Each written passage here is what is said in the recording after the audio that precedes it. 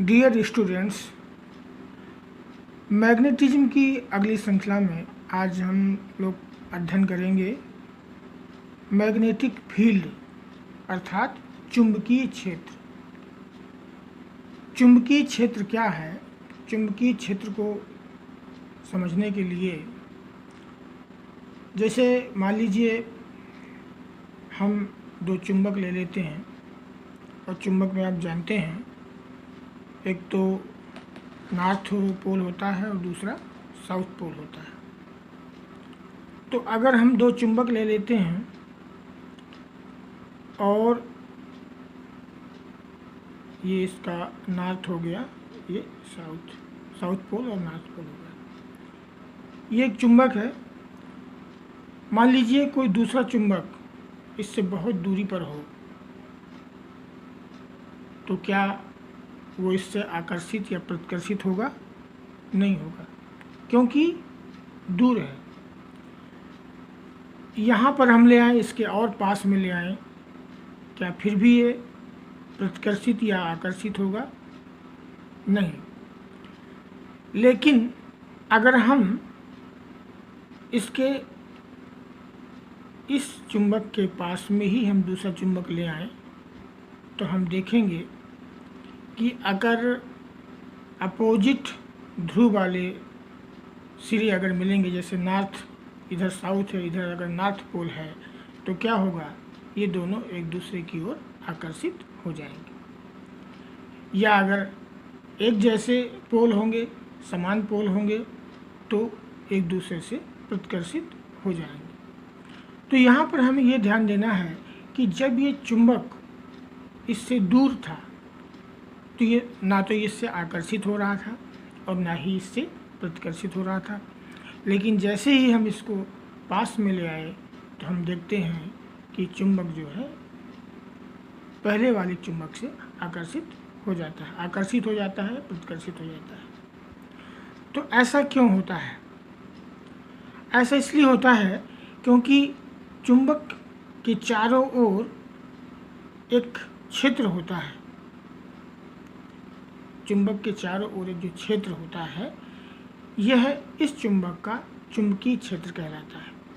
अर्थात एक चुंबक के चारों ओर का वह क्षेत्र जहाँ तक चुंबक का प्रभाव रहता, तो यहाँ तक जो है इस चुंबक का प्रभाव है।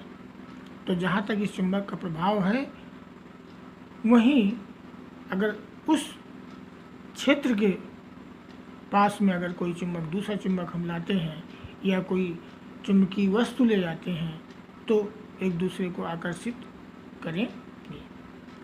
लेकिन इस क्षेत्र के बाहर अगर कोई चुंबक दूसरा रखा हुआ या कोई चुंबकीय वस्तु रखी हुई है, तो वो उससे ना तो आकर्षित होगी और ना ही प्रतिकर्षित होगी। तो इस प्रकार से एक चुंबक के चारों ओर का वह क्षेत्र जहाँ तक चुंबक का प्रभाव रहता है, उसका चुंबकीय क्षेत्र कहलाता है। चुंबकीय क्षेत्र विद्युत धाराओं और चुंबकीय सामग्री का प्रभाव होता है। किसी भी बिंदु पर चुंबकीय क्षेत्र दिशा और परिमाण द्वारा निर्दिष्ट किया जाता है, इसलिए यह एक सदिश राशि है। यहाँ पर हमने एक चुंबक लिया हुआ है, तो जो चुंबकीय क्षेत्र है किसी चुंबक का, तो हम जानते हैं कि जो एक चुंबक है उसमें दो ही ध्रुव होते हैं, एक तो नॉर्थ यानी उत्तरी ध्रुव और दूसरा दक्षिण ध्रुव। तो कुछ काल्पनिक रेखाओं के द्वारा हम इस क्षेत्र को प्रदर्शित करते हैं। चुंबक का जो क्षेत्र होता है कुछ काल्पनिक रेखाओं के द्वारा जो है प्रदर्शित किया जाता है। तो इसमें हमेशा ध्यान रखना है कि जो रेखाएं हैं वो हमेशा नॉर्थ पोल से साउथ पोल की ओर ही चलती हैं। तो यहाँ पे हम कई सारी बना सकते हैं, हमने दो ही बनाई हैं। और इन्हीं काल्पनिक, ये जो काल्पनिक रेखाएं हैं, इन्हीं काल्पनिक रेखाओं को हम चुंबकीय क्षेत्र की रेखाएं कहते हैं। तो यहाँ पर नॉर्थ यानी उत्तरी ध्रुव से ये रेखाएं निकलती हैं और दक्षिण ध्रुव की तरफ आती हैं। इसी तरह यहाँ पे देख रहे हैं ये एरो जो है इधर बना हुआ है, यानी उत्तरी ध्रुव से दक्षिण ध्रुव की ओर, और यहाँ से दक्षिण ध्रुव से ये जो रेखाएं हैं ये निकलती हैं, यहाँ से ये प्रवेश करती हैं, इधर से ये निकलती हैं। तो कहने का अर्थ ये है कि ये जो क्षेत्र है, जिस क्षेत्र तक जहाँ तक ये चुंबक अपना प्रभाव प्रदर्शित करता है, ये चुंबकीय क्षेत्र कहलाता है। और ये जो रेखाएं हैं, जो काल्पनिक रेखाएं हम मानते हैं, इन्हें हम चुंबकीय रेखाएं कहते हैं। चुंबकीय क्षेत्र का उपयोग करके, जैसे विद्युत मोटर है या विद्युत जनरेटर में ये विद्युत चुंबकीय क्षेत्र का उपयोग करके विद्युत मोटर और विद्युत जनरेटर आदि का निर्माण किया जाता है। तो ये है चुंबकीय क्षेत्र। इसके बाद हम बात करेंगे चुंबकीय बल। चुंबकीय बल क्या है?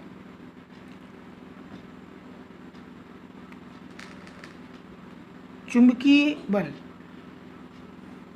जब हम एक चुंबकीय क्षेत्र में एक चालक तार रखते हैं, जब हम किसी चुंबकीय क्षेत्र में एक चालक तार रखते हैं तो उस पर एक बल कार्य करता है। ये बल चालक में धारा के मान पर निर्भर करता है। यदि चुंबकीय क्षेत्र उसके लंबवत एक ऐसा चालक रखते हैं जिसकी लंबाई एकांक हो और जिसमें एक प्रबलता की धारा प्रवाहित हो रही हो, तो उस चालक पर लगने वाले बल के द्वारा चुंबकीय क्षेत्र की तीव्रता की माप की जाती है। तो चुंबकीय बल है क्या? किसी स्थान पर चुंबकीय क्षेत्र की तीव्रता उस बल से व्यक्त की जाती है जो उस स्थान पर चुंबकीय क्षेत्र के लंबवत स्थित एकांक लंबाई के तार में एकांक प्रबलता की विद्युत धारा प्रवाहित करने पर तार पर कार्य करता है। तो इसमें हमें चुंबकीय बल ध्यान रखना है, और जो सबसे महत्वपूर्ण है वो है चुंबकीय क्षेत्र, जिससे अक्सर प्रश्न पूछे जाते हैं। अब इसके बाद हम लोग चर्चा करेंगे विद्युत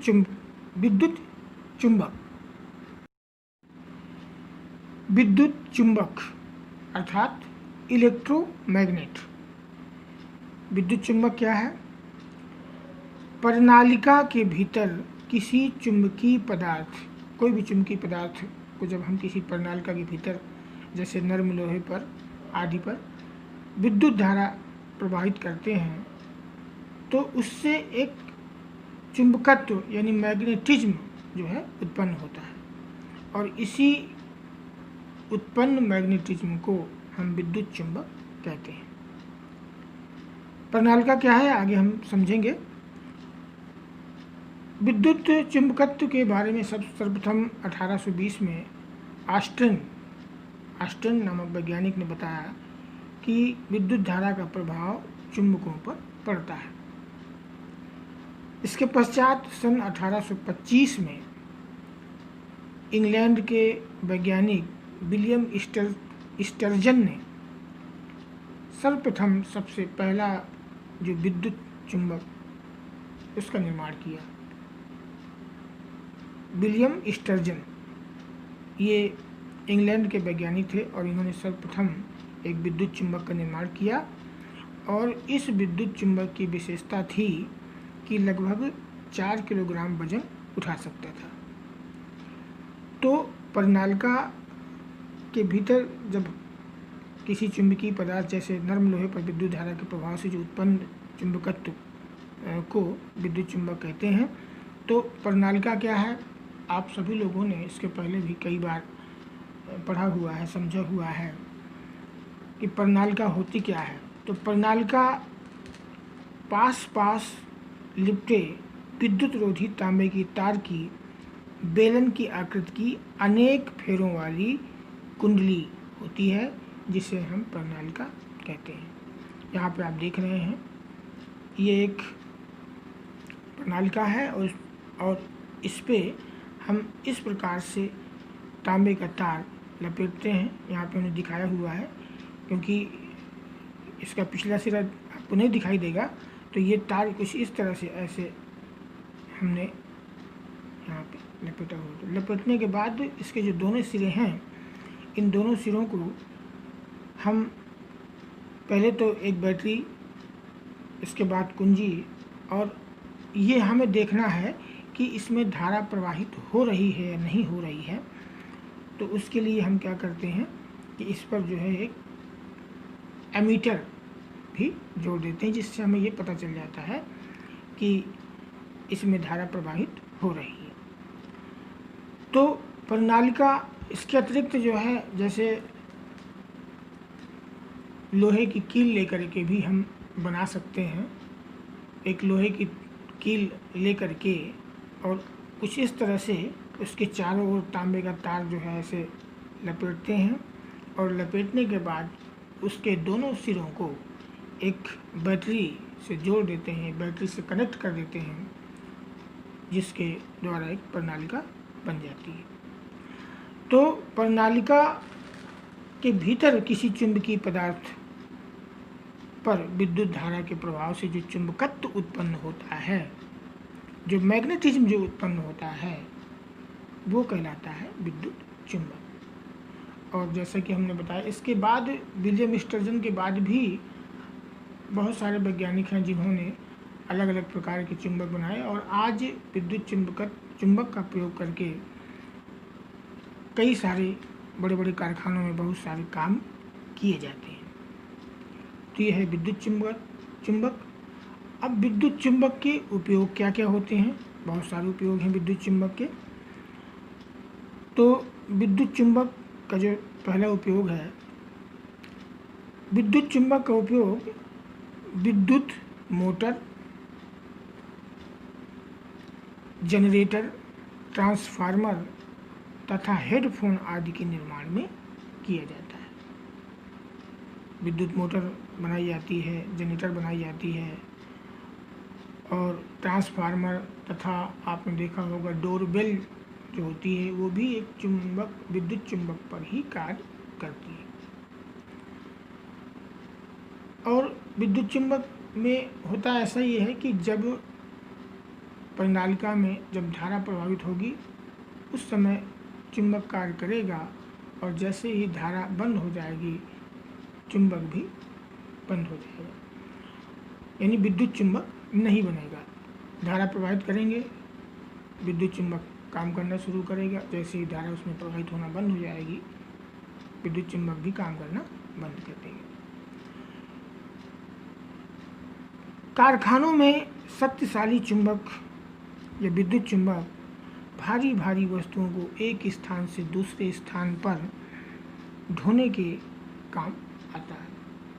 इसके अतिरिक्त और भी बहुत से कार्य हैं जो कि जिनका उपयोग विद्युत चुंबक का उपयोग करके जो कार्य किए जाते हैं।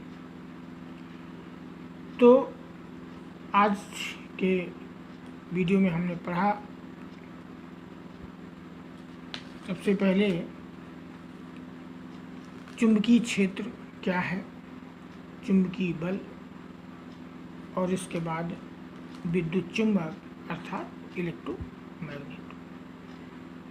तो अब इस चैप्टर में जो भी महत्वपूर्ण, और अगर हमें समझ में आएगा कि ये महत्वपूर्ण है, तो उसको हम अगले वीडियो में पढ़ेंगे। तो आशा है आपको अच्छा लगा होगा। Okay, thank you.